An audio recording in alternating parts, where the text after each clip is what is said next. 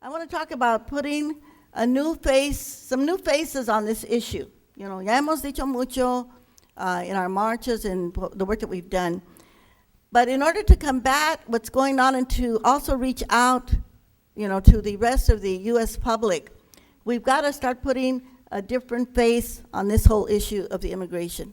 And we don't have a lot of time because we know that they're up to no good up there in that Congress in the few weeks that they have left, right?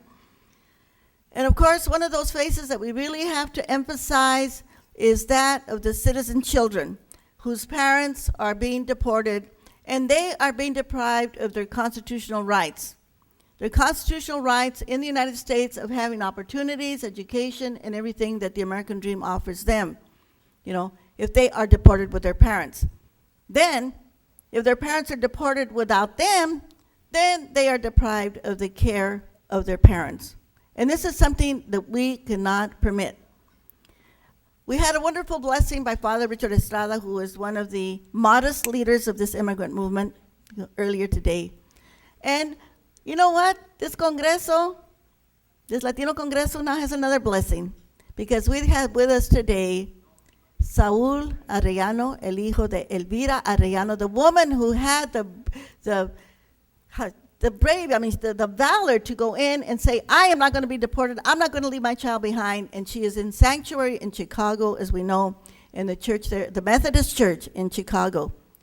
And who brought him here today is, of course, none other than one of the immigrant rights leaders from Chicago who have been in there getting those marches and the sanctuary movement y todo. So please, let's all give a really, really special applause. See, Emma, can you stand up?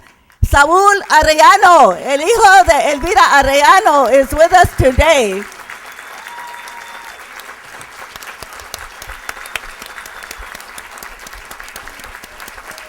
Sí se puede.